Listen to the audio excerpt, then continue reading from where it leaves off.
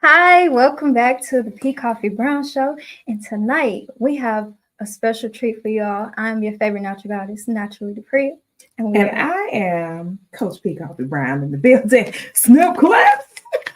We're so happy to have you here live in the flesh. Thank you. It's good to be here. I love it. I'm super excited to dive into your mind. Oh, God. I am. You trying to take my brain cells? You can keep the cells. I just want to look at them. Okay, then I got you. Let's get it in then. Okay, so first, I want to know, how long have you been extremely creative? Because I feel like it's something that comes to you while you sleep, when you're dreaming, while you're driving, when you're praying. Well, that's a good question. Honestly, my first creative experience was when I was 6 months old. My dad used to play 8 tracks when we were back home in Detroit, and I hummed the song in the bed that was on the 8 track. 6 months. 6 months old. Mm-hmm. Divine being. I promise you. I promise you. I've never met someone as creative as me. Someone that can immediately think of something and have to jot it down. Yeah, it drives me nuts.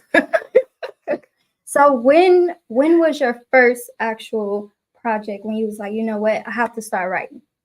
I started writing probably when I was about 6 or 7. Was when I first started writing. Yeah. Mm-hmm. I could literally think of something. I would go outside and I would see something that would inspire me. I would go back in the house and write it. And I had all kind of poems and all kinds of things. And then when I got to backtrack. I started singing publicly when I was 3.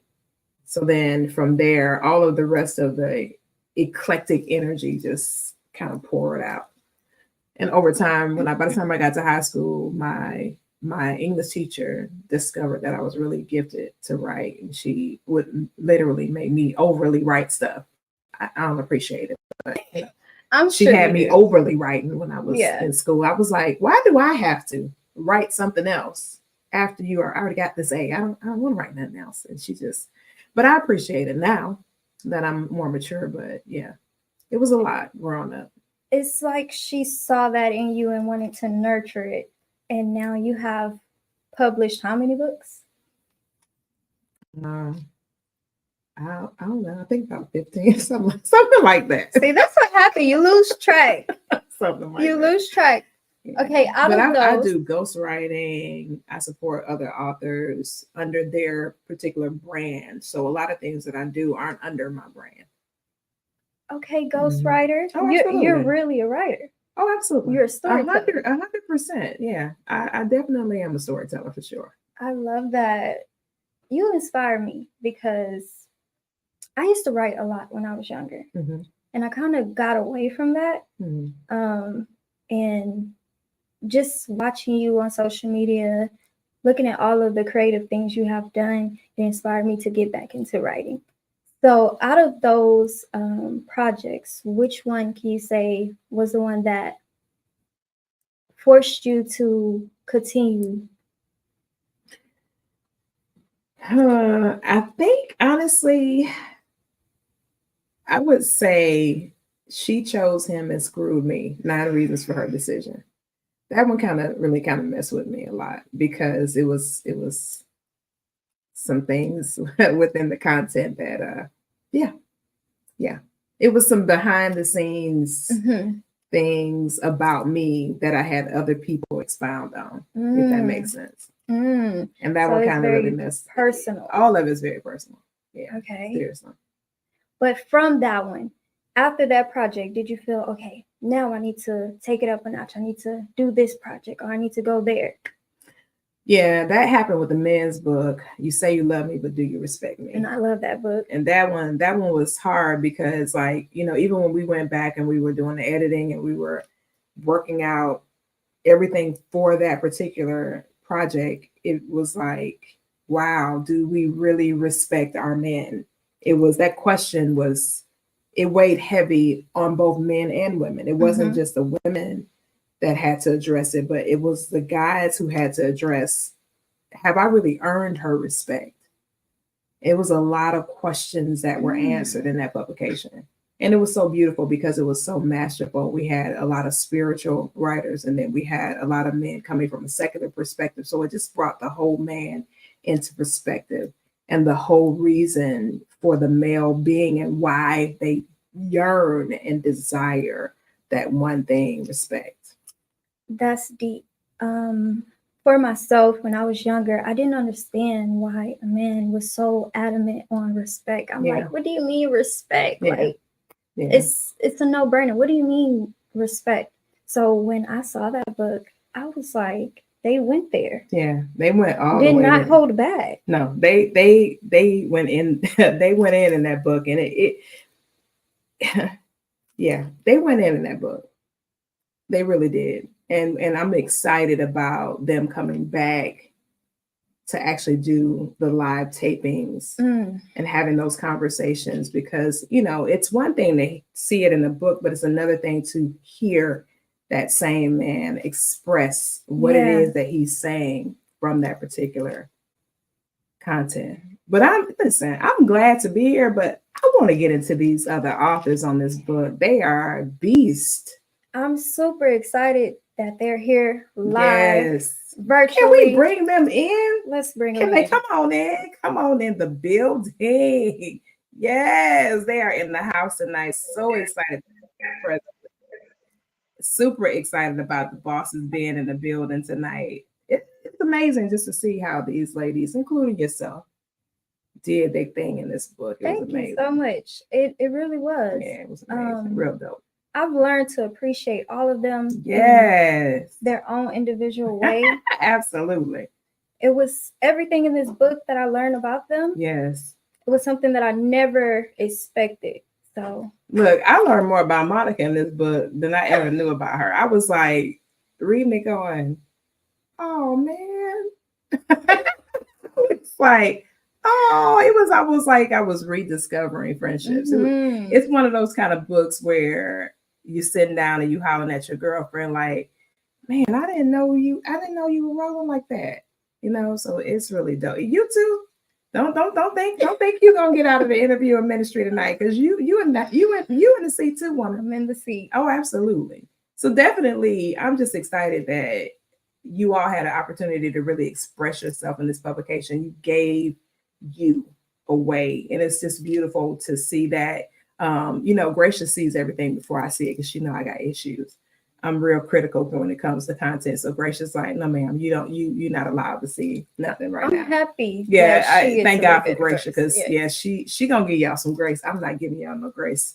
And she hence the name Gracia, right? Hello. And she came back and she was like, Koffe, this is gonna be a bad book. Like, she really, really talked about it from a perspective of just the vibrations. And she was like, man, I can take so much from this book. So many things I can take from this and add to my tool belt. So I'm excited to hear from them tonight, for sure. One thing about Gracia, she's a writer. It's in her. So ridiculous. Lady Victoria too. Having her look at it. Listen, Lady Victoria, let me tell you how smooth she is. When we did the first project, I got to tell on her. I got to tell on her. We did our very first project years ago. It's called The Race to the Ring, the 7 Seasons of Successful Courtship. Yeah, that was my first anthology. It was really amazing. I'm reading the content and I'm sitting here reading this story and I'm like, what? I felt like a scrub. I went and rewrote my chapter. That was, Gracia will tell you, Gracia was like, what are you doing? I said, I got to rewrite my chapter because this lady like showed out on us, Degree. She showed out on us. her story was so captivating that I knew that she was talking about herself.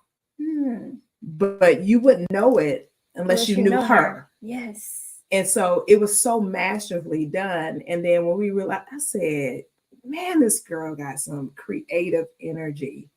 And it's just magical, man, to just see everybody. This book is just priceless. I can't really put it into words. I cried a lot reading that book, like for real. Me too. I really did. You know, some of our authors aren't able to be in the building tonight for various reasons, like Crystal Sauls and my actual biological sister. Yeah. Last night, Tanisha I call her my play sister, but she literally could have been my real sister. Like we could have had the same parents for real, because we are so much alike. Our lives have been parallel for many, many, many years. But my biological sister that I used to take care of, because she's the youngest of the 8 of us, and I'm the oldest of the 8 of us. So she's on the project, and it just, man, just looking at how God just takes things and brings them back full circle. Yeah. And to have my sister on the project is priceless for me. It messes with me. It really does. When you read her chapter. Oh, I was done. I started to call Gracia because, you know, when I really want to cry, I call Gracia, because I don't let nobody else. Yeah. Me and Lady Victoria, you know, when I get upset, I call Lady Victoria because she's my regulator. When I get mad, I call Gracia. So what's the difference? Gracia have to tell you about that in a whole nother. When I upset and mad, Koffe, it's 2 different people. You don't want to see me mad. So Gracia deals with me when I'm mad. Lady Victoria deals with me when I'm upset. I love you have a powerful team with your publishing company. And I'm so grateful and thankful to be a part of it, Absolutely. To be a part of this journey with you. Absolutely. To have someone that understands my creativity. And respect it. Hello. It's dope, man. It's dope. I love it. I mean, you know, and just the backstory about you and me, we met also. This is why I tell people all the time, because we don't get into these authors, but I tell people all the time how powerful social media is. I met every single person on here from social media. Every person that I have on this project, 80% of the people on this project, I met them right through social media, building relationships. And I believe in building relationships. I didn't ask anybody to do anything at the start of the gate. I forged friendships and built relationships. Yes. And that's what we're missing as far as connecting is concerned. You got to build these relationships and then develop partnerships that add value on both sides of the coin. Because there's no need of me having something that's not going to be of value to you for your future.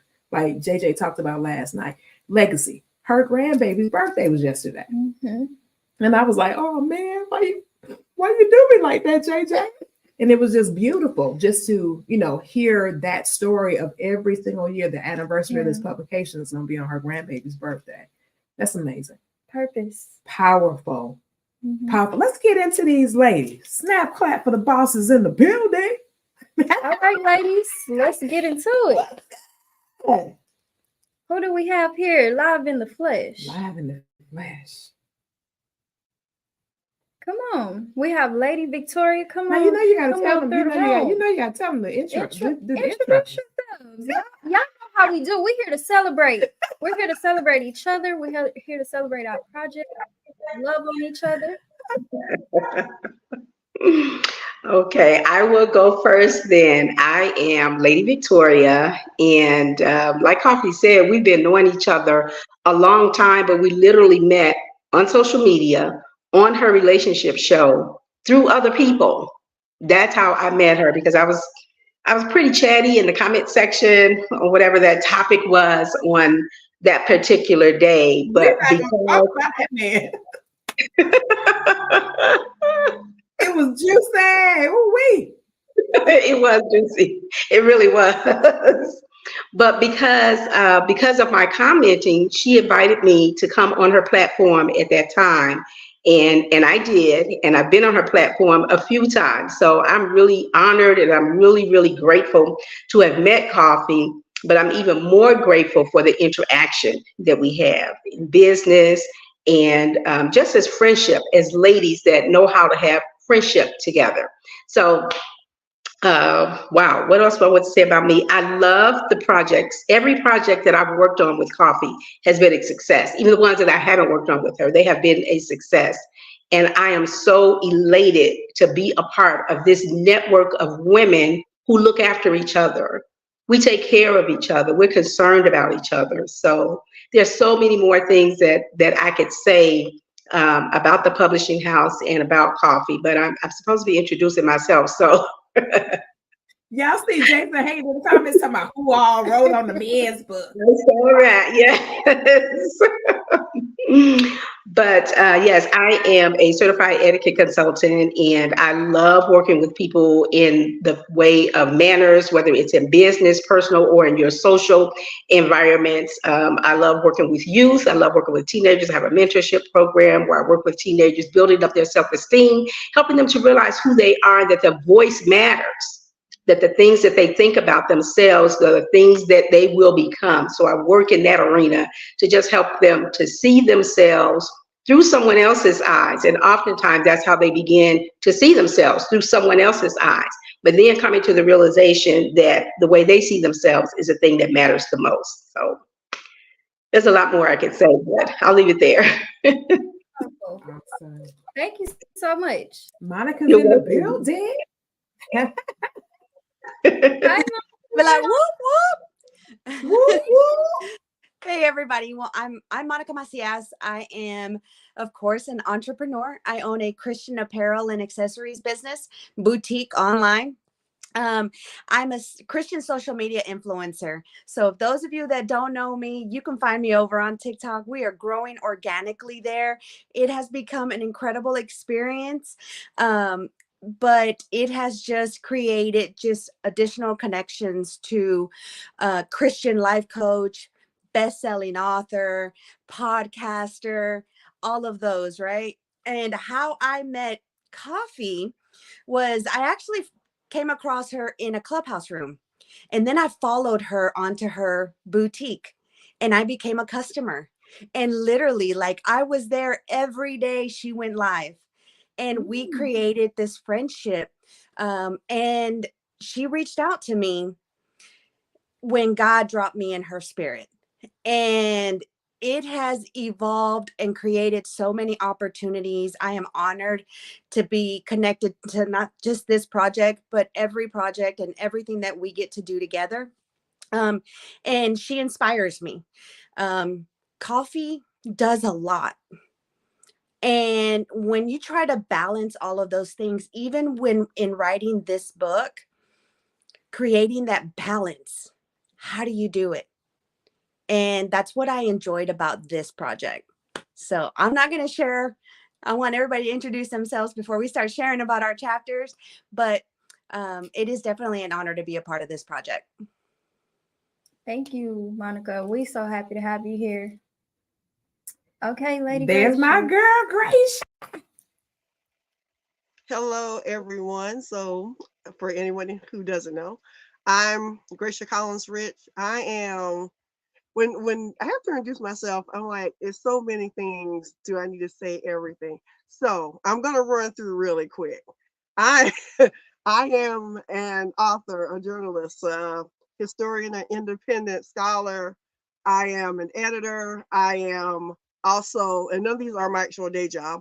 I'm also criminal defense and civil litigation paralegal by day. And Koffe and I are like, not even like the best of friends, like I'd say sisters.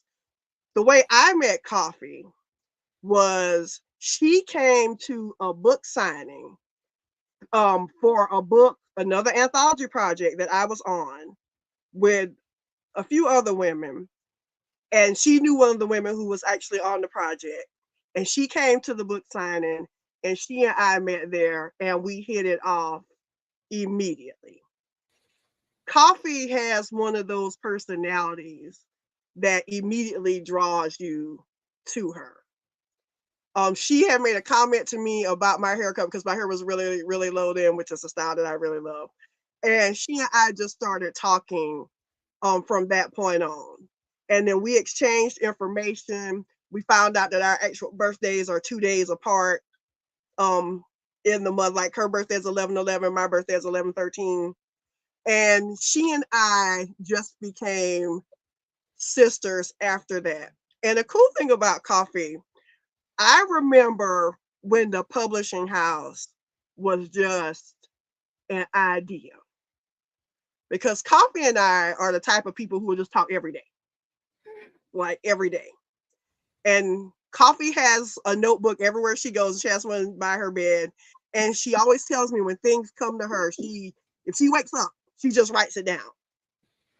And she told me about the first anthology that she wanted to write. And then she was like, I'm going to want to expound this out into a publishing house. And I was like, okay, let's do it.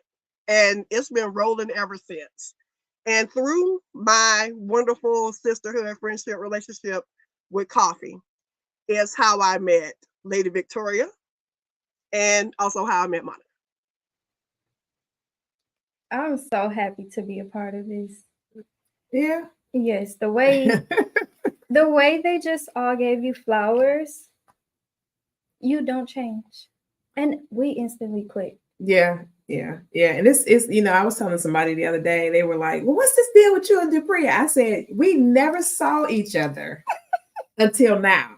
Now, we've been friends on social media for years, had common interests. Whenever we had events in the school district, it would always be, I would be there, you wouldn't be there, you would be there, I would be there. And we never physically saw each other until January this year. Never been in the same room. Oh my goodness, it was this year. It was this year, January. But it don't feel like it. It doesn't. It doesn't. It feels like we've been together forever. It's dope. So thank you so much for this opportunity. Thank you for thinking of me for this. I'm so grateful because you don't change. You always there. And I'm happy to have known all of you and get to know you further. So let's dive deep into it because I have some things that I'm ready to share and expand on. Lady Victoria, I want to start with you if you don't mind. Because when I read your chapter, I was like, oh, baby, she's seasoned. She is seasoned in this entrepreneurship journey, okay? So for you, when you first started out and no one was a believer, how did you keep that faith of being a believer on this journey? Well, the vision was so alive within me, and it was here before it was here. It was just something in me that I knew that it was more than me wanting to do it. I knew that it was something that I had to do. I couldn't bypass this. And I'd never had a real business before. I tried my hand at a few things here and there, but they either didn't work out, or once I got into it, it didn't really satisfy me. I didn't have a push and an urge to go further with it. So I didn't want to waste my time or my money. So I just let it go. But in this particular business, it was my heart. It was really, truly my heart to be able to do what I did. And like you said, I did it alone. I did it against the naysayers, against the people that said that would never work. You can't do this. I remember one situation, and this was before I started the business in college. And I was a journalism major, and we had to write this paper. And then we had to write our own obituary. And in writing my obituary, I listed all of the things that some I had already done and some that I wanted to do in my life. And I remember my professor coming to me and saying to me at that time, you can't do that. You won't be able to do that. You just can't do it. You won't be able to do all of those things. Yeah, she told me that to my face in front of the class, not alone, not by myself. And I said, I am going to prove her wrong. I'm going to prove her wrong. And the goals that I set for myself to do and to achieve, I did do them. I went back to that college years later to find her because I wanted her to see, you a liar. And you don't have control over my life. You don't have control or authority over my dreams, over my ambitions. You don't. I won. you lost. That's how I felt about this business. This was something that I had to do, and I did it for 20 years.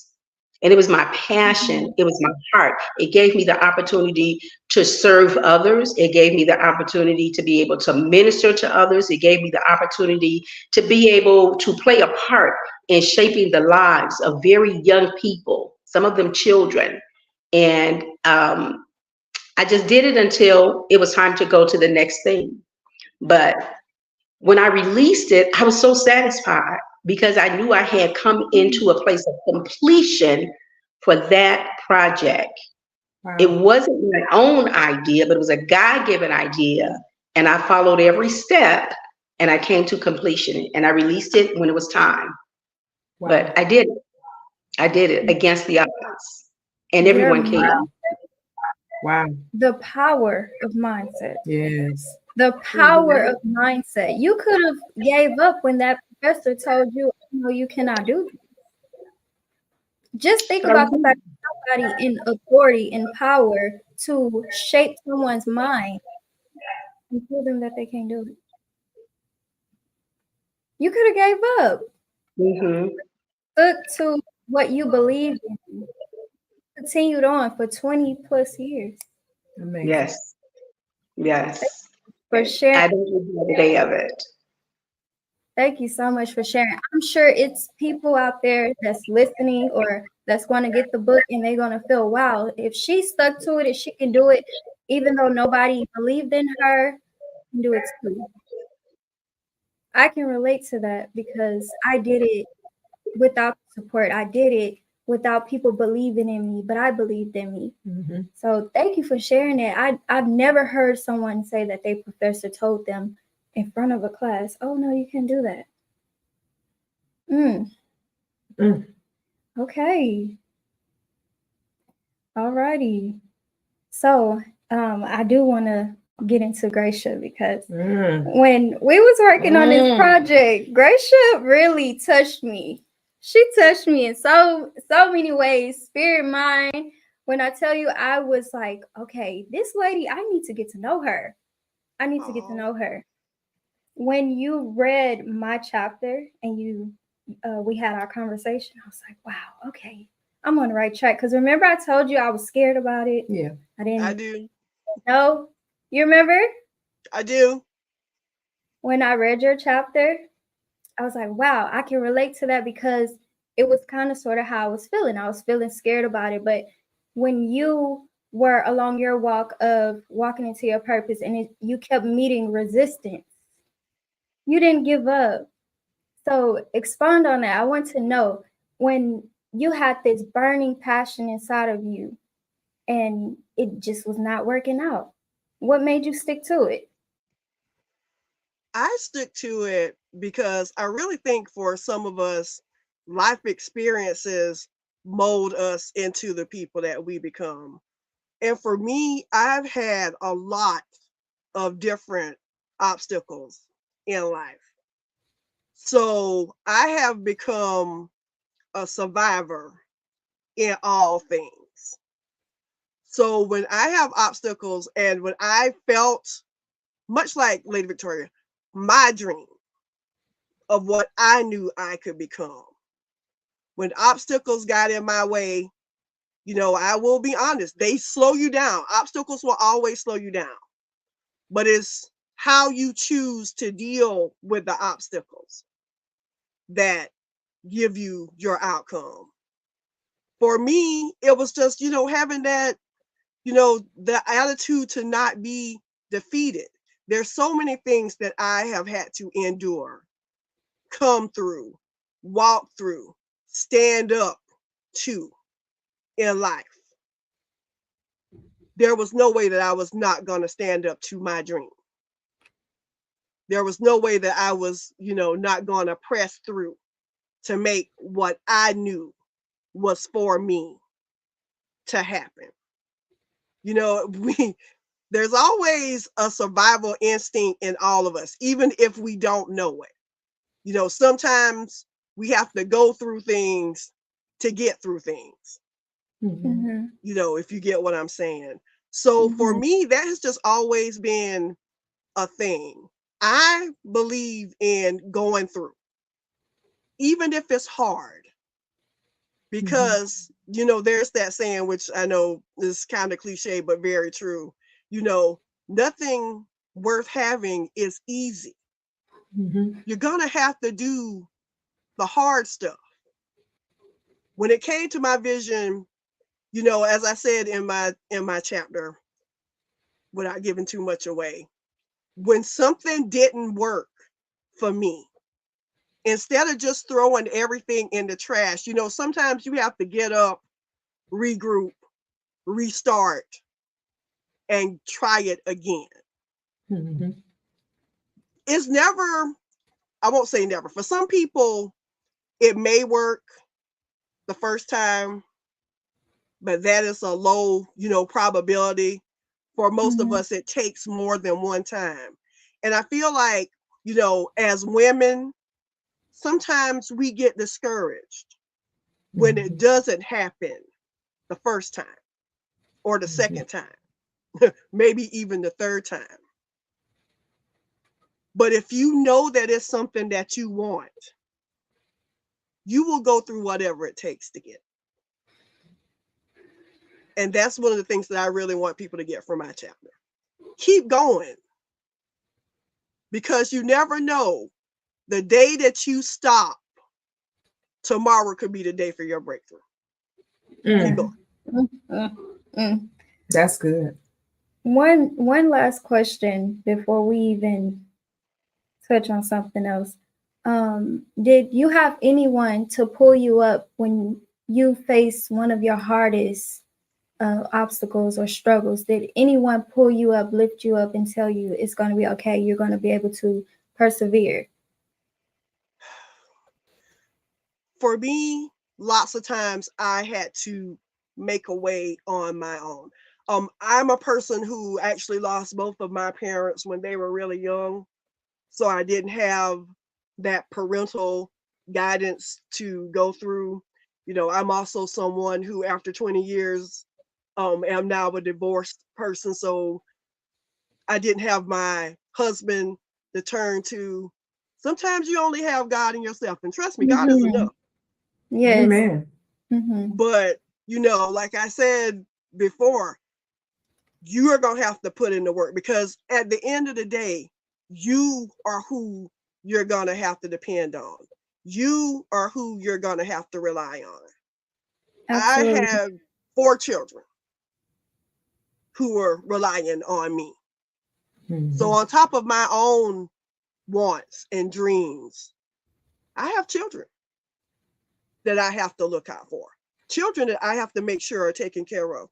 Children that I would never want to see struggle because I didn't push through.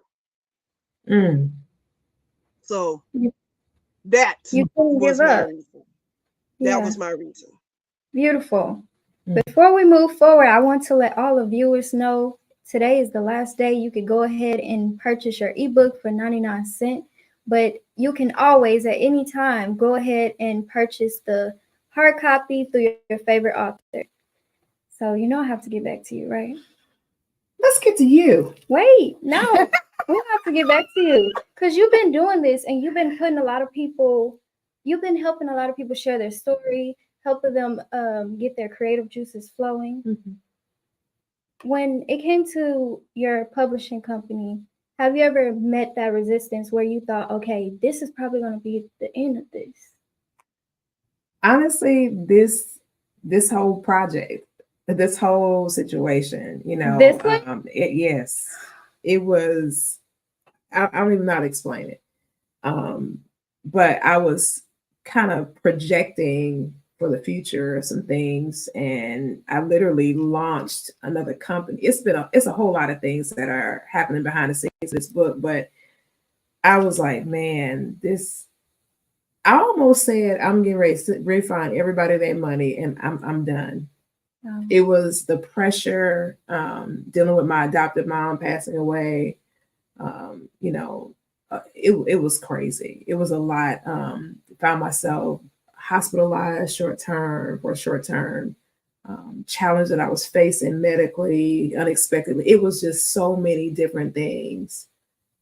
that was coming against me after I had spoken to all y'all lives.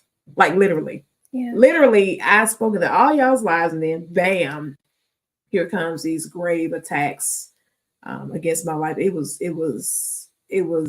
the most challenging time of my journey in a lot of different ways. Um, it was just crazy. Personal, professional, spiritual. It was everything was just going absolutely crazy.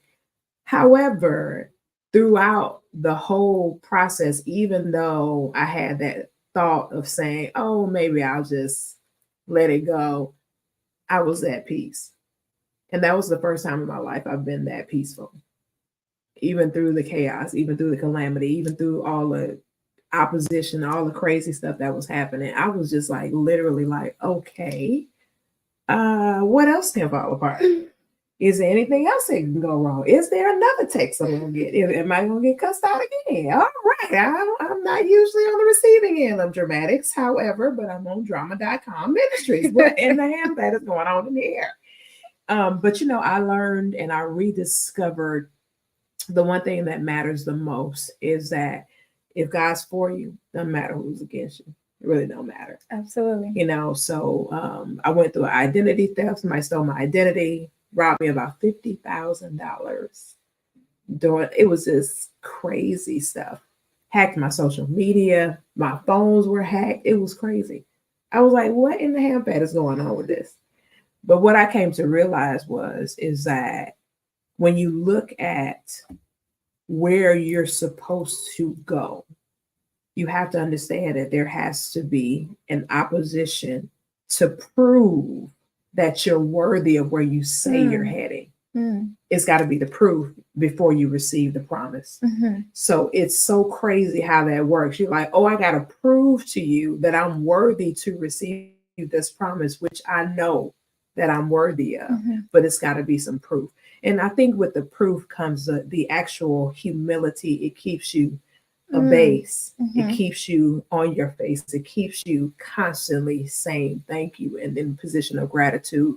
So it was just some things that I needed to learn. I needed to discover some things about myself. I needed to discover some things about me in this phase of womanhood that I'm in. And I just needed some things to fall off. And I wasn't going to take them off. So they literally had to be crushed away. So that's that olive crushing experience that I had. And on the other side of that, when I kind of came to my senses like King David did, it was like, whatever betides me, I'm going to trust you. Whatever happens, I'm going to talk to my own self and I'm going to encourage myself. And this too has to pass. It can't stay here. It came to pass.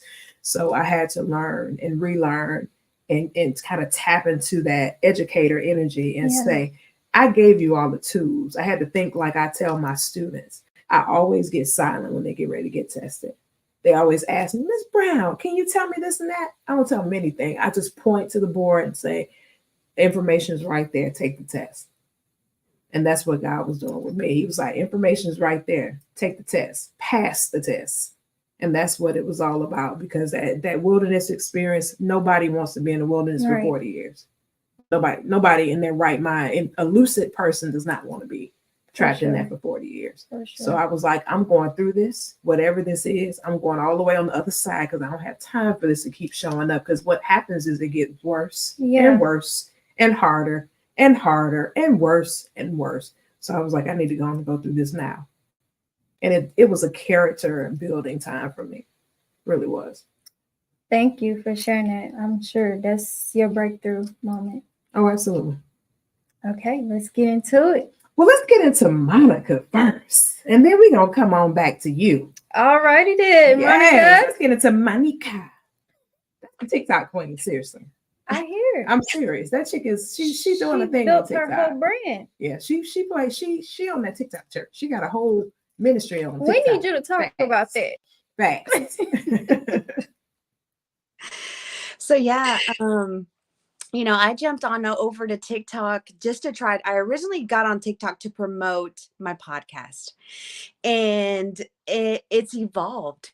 God has allowed me the opportunity to just teach about him and share what he's doing, not just in my life, but what promises he has for everyone else. It's become this encouraging and inspirational platform for me to be able to just release what God is telling me. And what I've enjoyed is the connections it's created. Sometimes we get to points where we feel like what we're doing isn't working and it's not helping anyone. But when you get that message from someone that says, don't stop what you're doing because you inspire me every day, or what you said today, I needed to hear. Those are the moments that I realize that everything that God is feeding me and putting into my spirit is exactly what the people need to hear. And we never know how that one message can impact someone's life. And so that's like the thing that continues to drive me, is knowing that if I can touch someone's life or change their life for the better or give them the strength to keep growing through it, then I'm doing what God has called me to do. Amen. For sure. I think that it's purposeful. And when you get that intuitive message and you listen, you're obedient and you share it, then you immediately get that confirmation by somebody saying, I needed that. You helped me today. I'm a strong believer in, as long as I help one person, I've done my job. Absolutely. Amen. So I'm happy that you had that TikTok success, because that is something that a lot of people want to get into, but it's not as easy for them. And your editing is fire. Absolutely. Period. She be coming together with the editing. Yes. I listen, I texted her earlier today. Can you put something together for the Saints, please? Can you put the Saints on, please? It be together. Yes, absolutely. So Absolutely. to get into your chapter just a little bit, what was the one moment that it was challenging for you to put it in the book, but you knew that with you sharing it, it was going to light somebody else up? The entire chapter. I had to make a decision. I love it. You know, we choose to be vulnerable or not to be vulnerable. Mm-hmm. And in this book, I chose to be vulnerable. Yeah. And say, you know what? It's not always roses and it's not perfect and it doesn't always go the way you planned it. And that's what my chapter really was about. The topic was, when will it work? When you do everything God has asked you to do, when you pivot, when you change, when you adjust, when you try something different and it still doesn't work. And then understanding, well, what season am I in? And what that waiting season looks like. And for me, that's what it was. That's what this chapter was about, was trying to encourage someone who may be in the waiting season, thinking that everything that you're doing isn't working for you.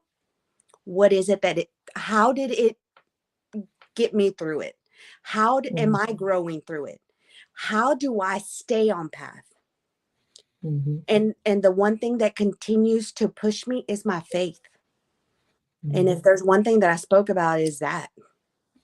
Yeah, absolutely. Your chapter is going to move a lot of people, because it definitely moved me. When you were speaking about the waiting period, I was in a waiting period for 2 years and I didn't understand. But then I thought about all of the testimonies in the Bible of the story of people waiting. They waited for 30, 40, 20 years, and I waited for 2, and I'm over here like, okay, Lord, when is my time? Because 2 years is a long time, especially when you have children. You see it as that, but it's stories of people waiting longer. So understanding how to wait and what to do in your waiting period is powerful. It helps so many people understand how to switch their perspective and see things from a different side, how to wait in gratitude, how to be grounded in your waiting. So thank you so much for sharing that. Absolutely. Now I know you want to dive deep. Let's dive deep. Listen.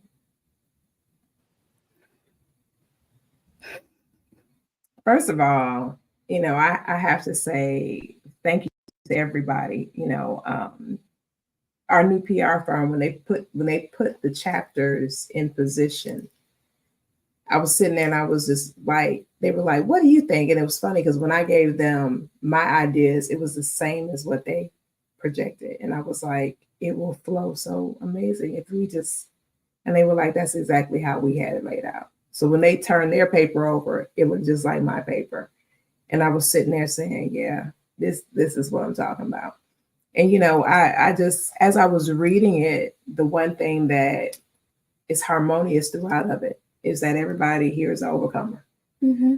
Everybody is an overcomer. Everybody is a warrior. Everybody is interested in making certain that they do not fail because they made they made it optionless. I cannot fail. I will not, because I'm not making that an option. That's not going to be a choice.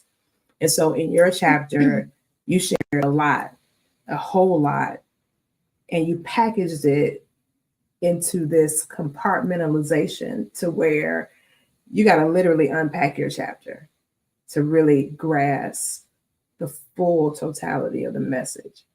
And the one thing that I resonated with was when you talk about your son in your chapter. It just kind of, I was like, okay, I'm not going to cry again. I'm not going to cry again. I'm just not going to cry again. I'm not going to cry again.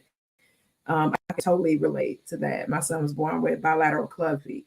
And so he had 6 major surgeries before he turned 1 year old. They sent me home with morphine to give my son. And that was the scariest time of my life. I had to literally quit working in order to take care of my son. I had to literally give up my place. And I was very independent to take care of this child. And I was like, how in the world am I supposed to do this? How in the world am I supposed to make this happen? And then God gave me a man who adopted my son, changed his name.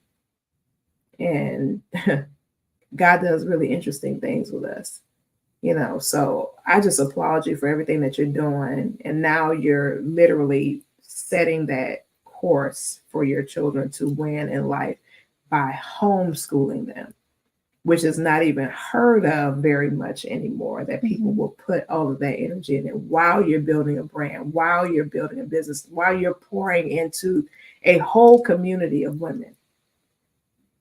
What is the one thing through the chapter that you wrote that you want people to be clear on?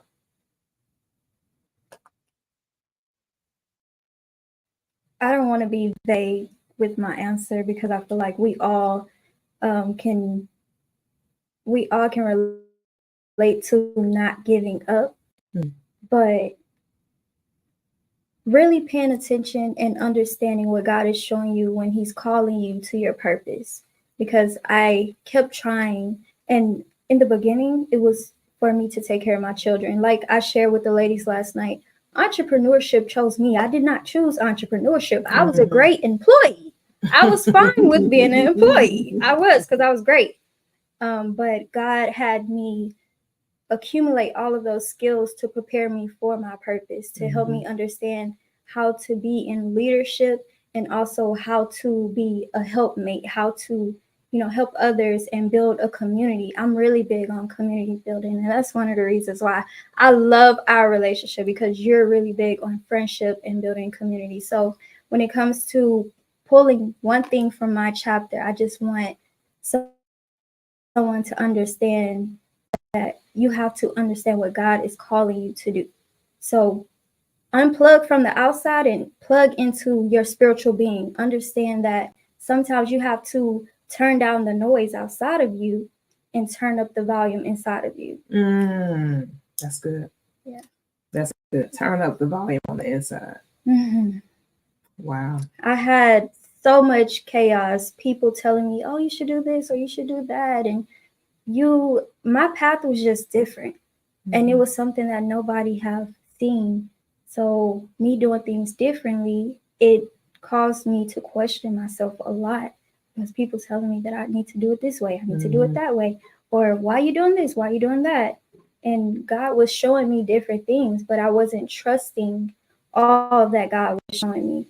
And it was just because the volume outside was too loud. So those 2 years of God pulling me into isolation, he revealed a lot. So you have to trust what God is showing you, understand. And if you're not listening, God is going to continue to pull you back and tell you, hey, my child, I need you to listen to what I'm saying. Right. Don't listen to what they're saying. They can tell you stuff all day, but it can be illusions. Everything outside of you is an illusion. So pay attention to what's true, what's here. And that's what brought me into my purpose. Now I'm walking in my purpose. I'm doing it on purpose, and I'm doing it with purposeful people. I love it. That's powerful. I love it. Thank you. Woo!